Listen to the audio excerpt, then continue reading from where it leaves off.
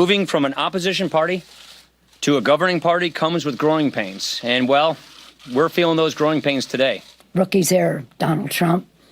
You may be a great negotiator. Rookie's error for bringing this up on a day when clearly you're not ready. Speaker Paul Ryan taking his licks and House Democratic leader Nancy Pelosi taking a bow over the defeat of the GOP's plan to repeal and replace Obamacare.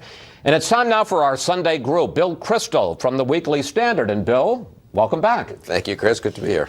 We've missed you. Charles Lane of the Washington Post. Susan Page, Washington Bureau Chief of USA Today.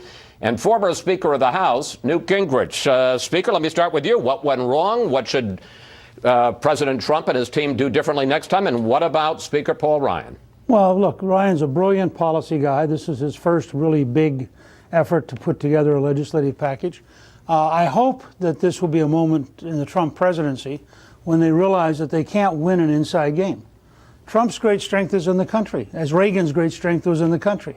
It took Reagan until August to pass a tax cut, which is a pretty easy thing. It took us until August of 96 to pass welfare reform, which is a relatively easy thing. First ground rule is simple. Don't set up an artificial deadline to fail. The second ground rule is equally simple. Start with the country understanding what you're doing and then try to do it in Washington. But they're here with the fake score from CBO and the absurdity of the Senate reconciliation bills, trying to explain a process that is hopelessly complicated to the average American, and then saying in the age of Donald Trump, trust us, we're going to fix it all in the second and third phases. It was just profoundly misdesigned. And is there one person you blame for it? No, I think the congressional leadership still wants to behave as though they're in a pre-Trump world, and I think Trump, frankly, trusted them. And up until about 5 days out, they kept telling him they had the votes. We asked you for questions for the panel, and we got a number on this question of the first big defeat for the Trump presidency. Kevin Henderson tweeted, the congressional GOP had 6 years to come up with a decent alternative.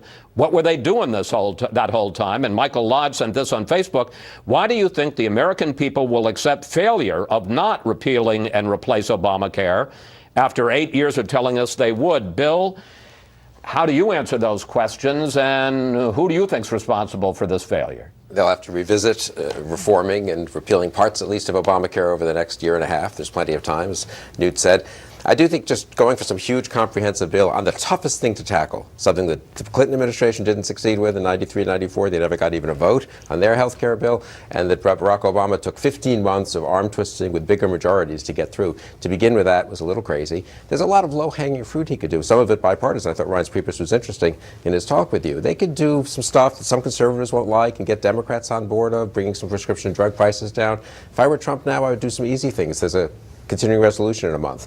Say, I want the wall funded now, in 2017, not 2018. I'm not a big fan of the wall, but if you're a Trump voter, you like the wall, right?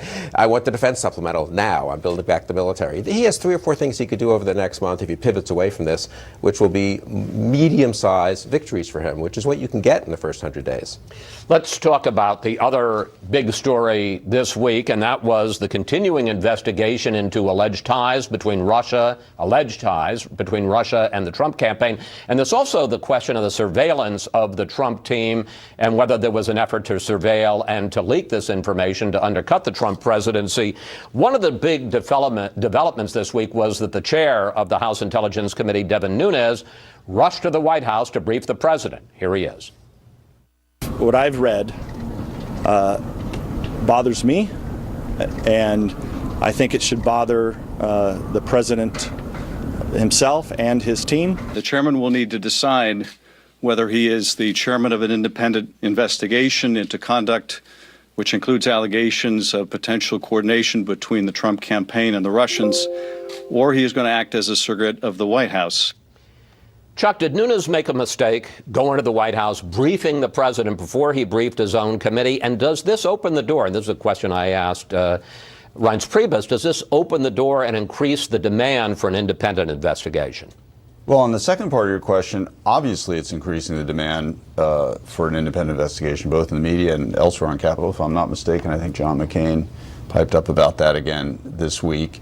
And for good reason, that here you have a House body, obviously, whose chairman feels it's his duty, the minute some new development takes place in the middle of their investigation, to run over to the target, in effect, of the investigation and tell them what's going on. On the point about whether or not it's a mistake, I guess it depends on what his goal was.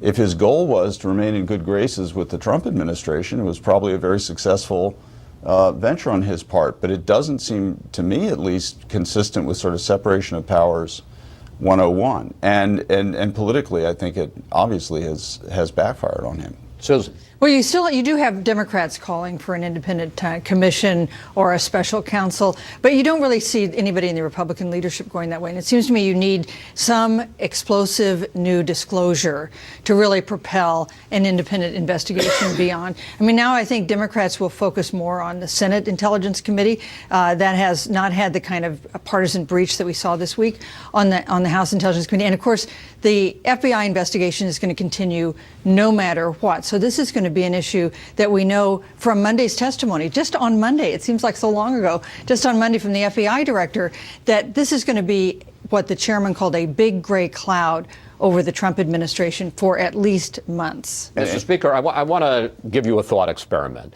Assume that Adam Schiff, the ranking Democrat, was the chairman of the committee, and he raced to the White House to tell President Obama about some information he had gotten on Benghazi, let's say, before he told his committee.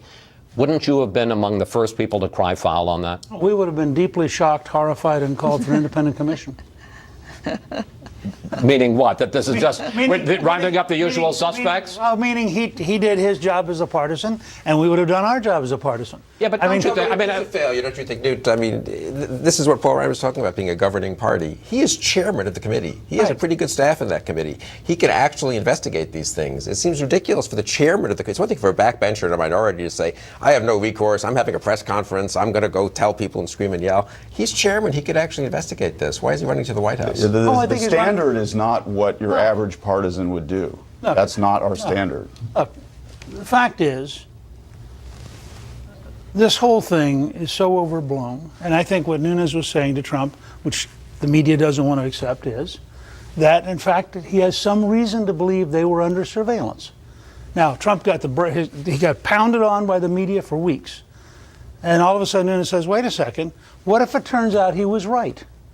Well, I think he probably was stunned at the idea that after all of this lynch mob mentality in the media, it may well turn out Donald J. Trump is right and everybody in the establishment's wrong. And I think that's why he went up to see him. And again, this is not all about, at least from the point of view of what good governance and what the American people need, it's not sort of like what proves the establishment wrong or right in the course of one 24-hour news cycle. He's supposedly the chairman of a committee doing a serious investigation. The news media is willing to prove Donald Trump wrong within a half hour. So don't talk to me about 24-hour news cycles. But we're the news media. That guy has an oath. He's Hey guys, the chairman of a committee. I'm not going to talk to you about 24 hours or 20 minutes. I'm talking about a commercial, though. Thank you. We'll see you Sunday. Coming up, the terror attack this week in London increases fears over the threat of ISIS. We'll ask the leader of Iraq how soon his country will destroy the jihadists and how he compares President Trump's war on terror to President Obama's. That's next.